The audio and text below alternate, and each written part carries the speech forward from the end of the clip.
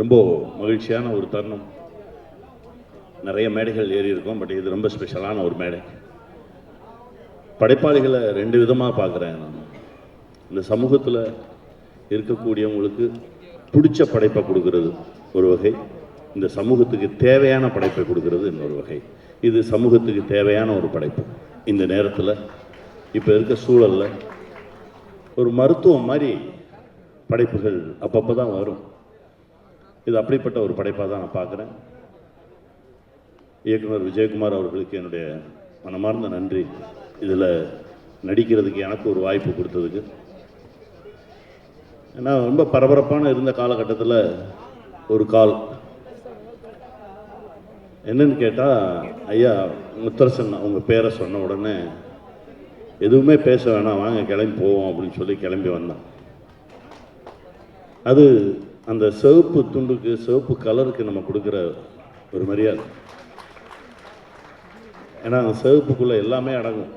பேரன்பு இருக்கும், பெருங்கருணை இருக்கும், பெருங்கோபம் இருக்கும், மக்களுக்கான ஒரு அர்ப்பணிப்பு இருக்கும். இப்படி தான் நான் சிவப்பு கலரை பார்க்குறேன்.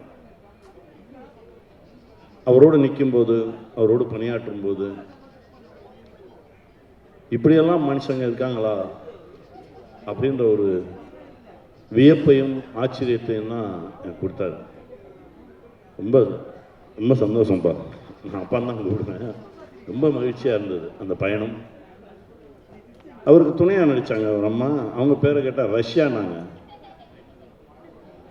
அது எனக்கு இன்னும் வியப்பாக இருந்தது. ஏன்னா முதல் முறையாக அப்படி ஒரு பேரை நான் கேட்குறேன்.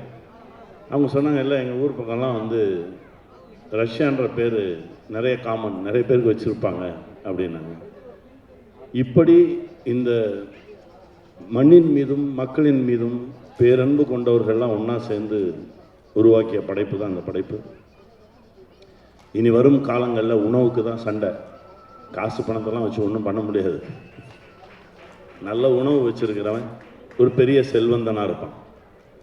பணக்காரன் வேற, செல்வந்தன் வேற. நல்ல காற்று, நல்ல குடிநீர், நல்ல உணவு வச்சிருக்கிறவன் தான் செல்வந்தன். அவனை நோக்கி தான் அந்த சமூகம் ஓடணும். அவங்ககிட்ட தான் போய் கை கட்டி நிற்கணும், அவங்ககிட்ட தான் உணவுக்கு கையேந்தணும். அந்த சூழல் தான் வரப்போகுது. இதற்கு முந்தைய தலைமுறை பாதுகாத்து கொடுத்த இயற்கை வளங்களை நம்ம பத்திரமா பாதுகாத்து நம்ம அடுத்த தலைமுறைக்கு கடத்தணும். அந்த பொறுப்பு நமக்கு நிறையா இருக்குது. அப்படிப்பட்ட பொறுப்போடு எடுக்கப்பட்ட திரைப்படம் தான் அரிசி. இது அடுத்த தலைமுறைக்கு ஒரு பெரிய ஆவணமாக இருக்கும்.